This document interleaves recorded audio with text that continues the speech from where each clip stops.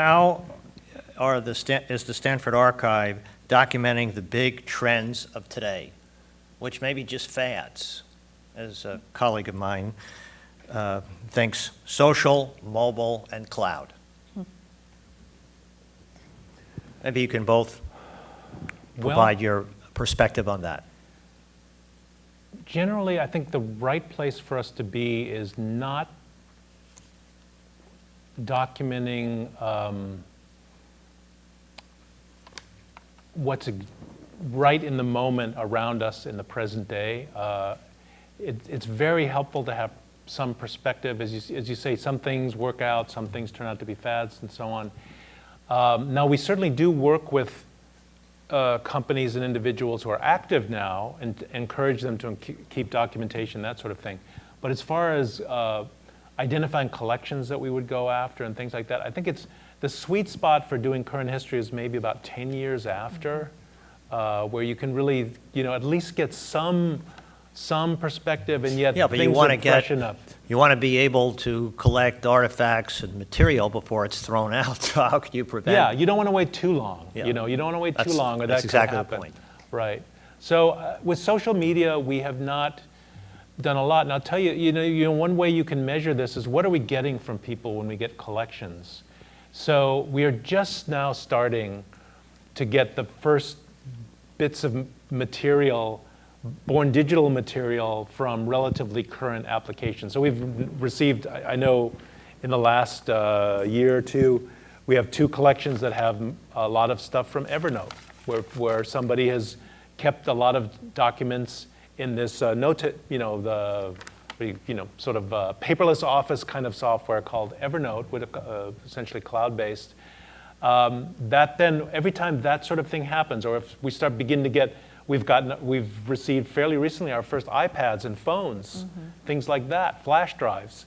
So every time one thing like that happens, we have to develop a new set of practices for figuring out how we can extract the information off that from whatever that is, without interfering with say the metadata that's there, making sure we get everything and all of that. So we tend to be, as you can tell, we've only gotten a few cell phones and a few iPads and things like that. We're not getting that much really from right on the cutting edge today. We still get, I would say 90% of what we get, even in the Silicon Valley collections, is on good old paper. Because again, there's this lag. 25 years ago, that was still what people did. People printed things out, people worked with paper, people filed things away in paper formats. And so the archive of something that happened in 1990 or 1995 will still be predominantly in a paper format. We know, if we look at the world around us now, that what we get 20 years from now is probably not going to be in paper format. And we're transitioning into that and developing these new processes for dealing with that as we move along. Leslie, anything to add? The one thing that I would just sort of point out that sort of slipped in Henry's, you might have missed it, is he said, with ongoing companies, we encourage them to maintain their own collections. It is very difficult, and I have to say, I absolutely understand why. To get a company that is an ongoing concern to feel like, here, let me show you all of our documentation going back in time.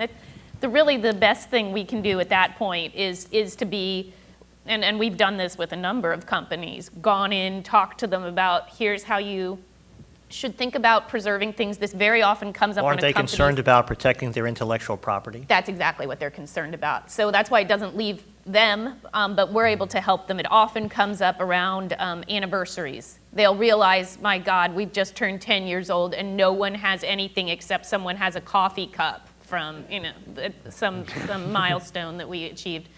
And then they want to start some sort of a process whereby they get in touch with everyone in the company, please, and it's very often a woman in the company who gets designated as the recipient of all these materials. They all sort of come into her, and she is often a super important linchpin in preserving the history of these companies. Everyone knows she's the contact person.